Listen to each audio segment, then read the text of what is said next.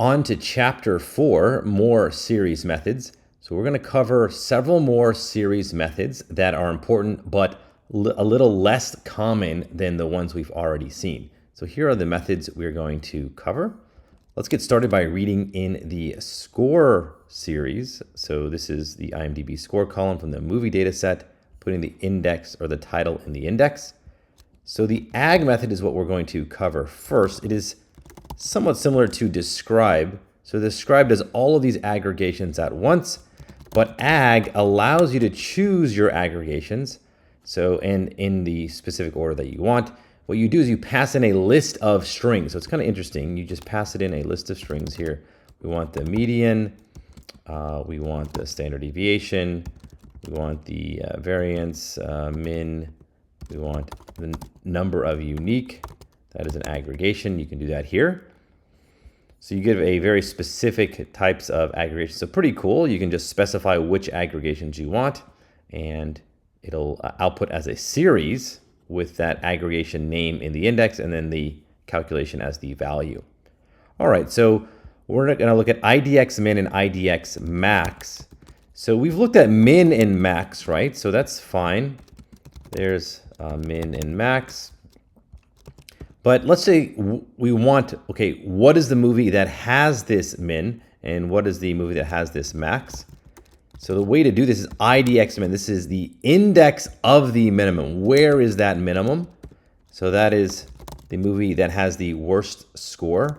And here's the movie that has the best score. If there's a tie, pandas will simply return the very first occurrence of this.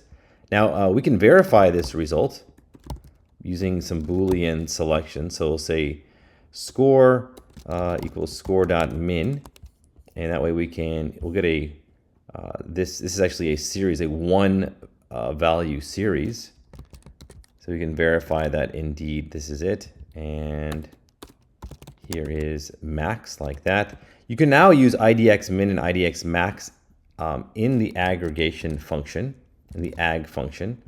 So we can go min, max, and then idxmin and idxmax. You can keep n unique. So this is pretty cool. You see, all right, the min score is 1.6. Well, what is the minimum move, or what movie has that score? Well, it is this one. Here's the maximum score, and here's the movie that has that score. All right, so, and it's considered an aggregation because it returns a single value. All right, now nsmallest and nlargest, these are convenience methods that will help you get the top n values. So here, if you wanted to get, like, say, the bottom, say, the lowest 5 scores, sorry, you could sort the data like this and do dot head, but there's actually an easier way. You can just do nsmallest, and the way this works is that you pass in the first value is just the number. It's 5 by default, but we can go ahead and do that. So that is this is actually a faster way of doing it. It's just one method that does this. Of course, you can do nlargest.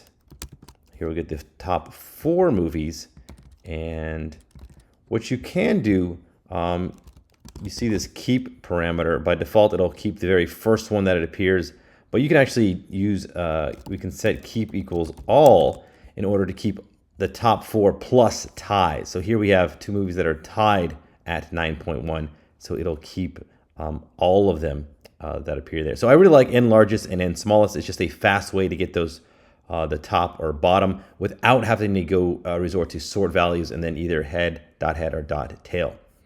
All right, so that's it for this video. Just covering nsmallest and largest, idxmin and idxmax, and then this ag method.